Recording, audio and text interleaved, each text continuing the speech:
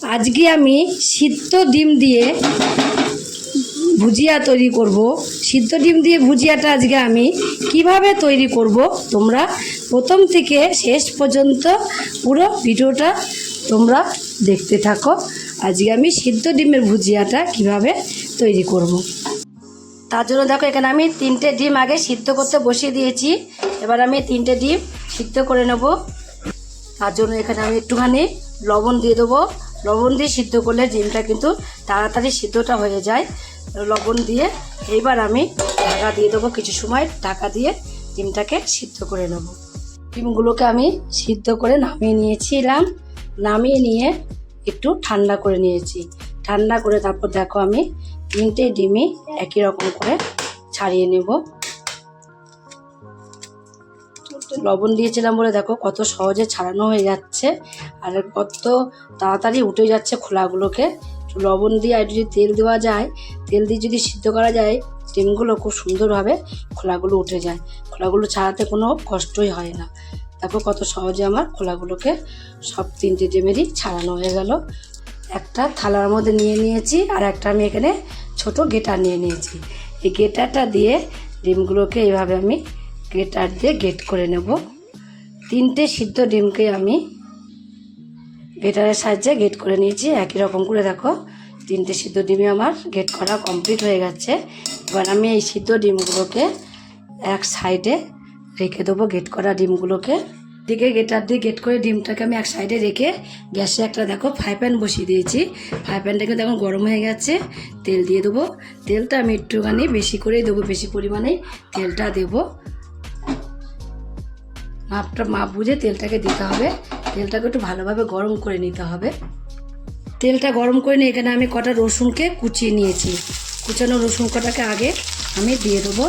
দিয়ে রসুনটাকে আগে আমি একটু ভেজে নেব।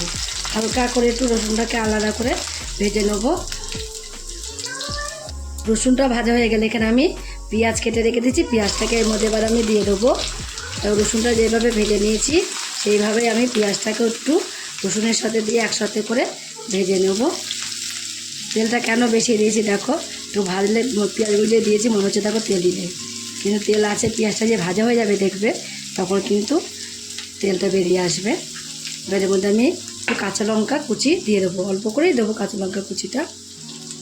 অল্প করে কাঁচা লঙ্কা কুচিও দিয়ে দিয়েছি। দিয়ে কাঁচা লঙ্কা, রসুন, পেঁয়াজটাকে আমি এবার একটু ভেজে নেব।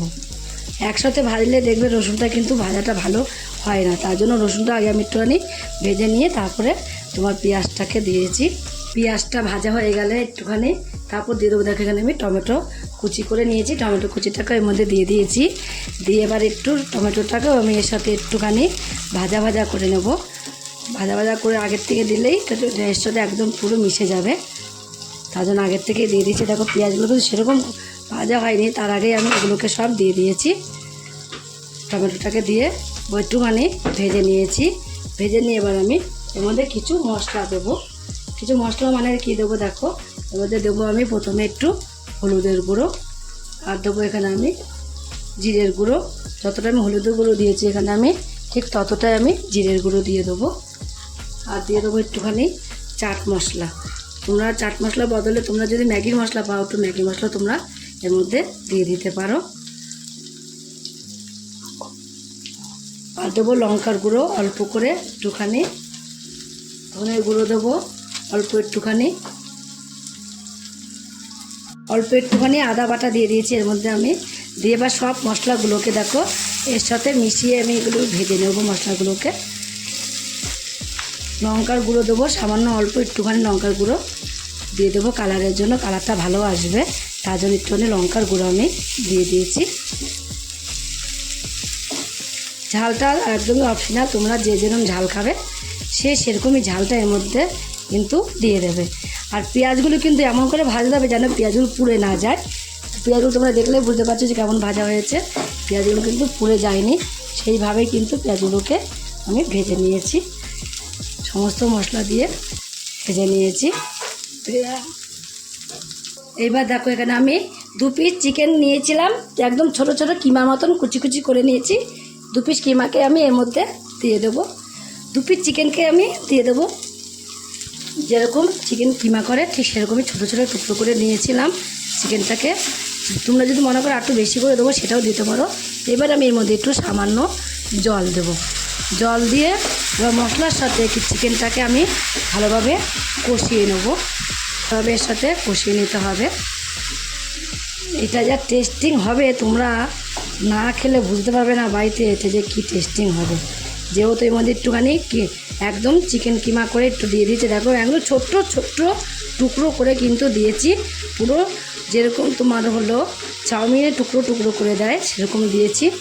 দেখো তোমার হলো এর সঙ্গে একটুখানি রান্না করে নিতে হবে চিকেনগুলোকে, বা কষিয়ে নিতে হবে, একটু ভালোভাবে কষিয়ে নিতে হবে। গ্যাসটাকে কমিয়ে দিয়ে কষিয়ে নেবো। কষাতে কষাতে দেখবে নিজে থেকে একটা তেল ভাব বেরিয়ে আসবে।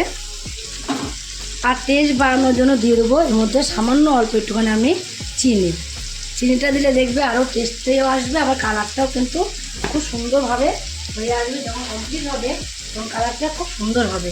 তার জন্য অল্প একটুখানি আমি এর মধ্যে চিনি দিয়ে দিয়েছি।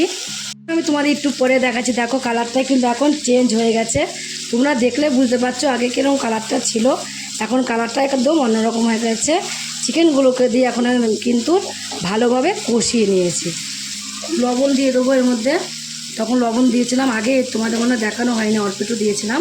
আর একটু লবণ আমি এর মধ্যে দিয়ে দেবো পরিমাণ বুঝে।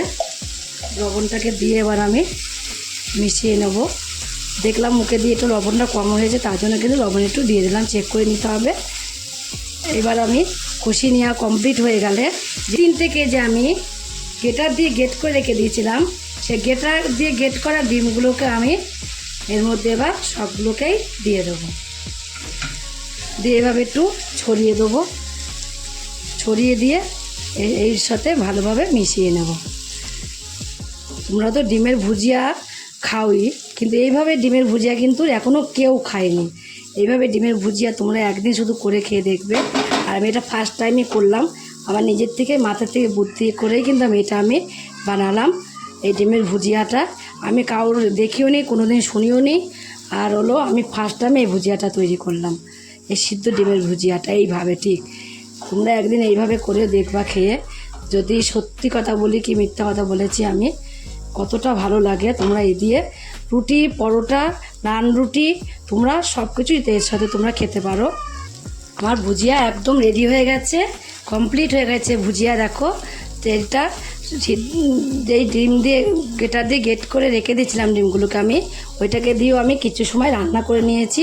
তারপর দেখো তেল বেরিয়ে আসতে আমার কিন্তু একদমই কমপ্লিট হয়ে গেছে। এইবার আমি নামানোর আগে দিয়ে দেবো একটুখানি এখানে ছাই গরম মশলা। ছাই গরম মশলা দিয়ে আরও টেস্টটা দেখবে বেড়ে যাবে। যেহেতু আমাদের চিকেনও আছে, ডিমও আছে, তার জন্য আরও কিন্তু টেস্টটা অনেকটাই বেড়ে যাবে। দেখো ছাই গরম মশলাও আমি এর মধ্যে একটুখানি দিয়ে দিয়েছি। দিয়ে নাড়াচাড়া দিয়ে নেবো। নাড়াচাড়া দিয়ে এবার আমি এটাকে নামিয়ে দেবো। একদম আমার রেডি হয়ে গেছে, নামিয়ে দেবো। ভুজিয়া কমপ্লিট করে নামিয়ে নিয়েছি। এই সিদ্ধ ডিমের ভুজিয়া রেসিপিটা তোমরা বাড়িতে করে, তোমাদের যদি রেসিপিটা ভালো লাগে, তোমরা যদি ফেসবুক থেকে দেখো ফেসবুকের পেজটি ফলো করে দেবে। যদি ইউটিউব থেকে দেখো ইউটিউবের চ্যানেলটি সাবস্ক্রাইব করে দেবে। পাশে থাকা বেল আইকনটিটা প্রেস করতে ভুলবে না, তাহলে নতুন নতুন রেসিপিগুলো তোমাদের কাছে তাড়াতাড়ি পৌঁছে যাবে। আর আমার চ্যানেলে কোনো নতুন বন্ধু হয়ে থাকো, সাবস্ক্রাইব করোনি, প্লিজ সাবস্ক্রাইবটা করে দেবে। সবার আগে তোমাদের কাছে নোটিফিকেশন ঢুকে যাবে। ছোট্ট করে লাইক করো, কমেন্ট করো, অনেক অনেক শেয়ার করো। নমস্কার বন্ধুরা, দেখা হবে আবার পরের রেসিপিতে।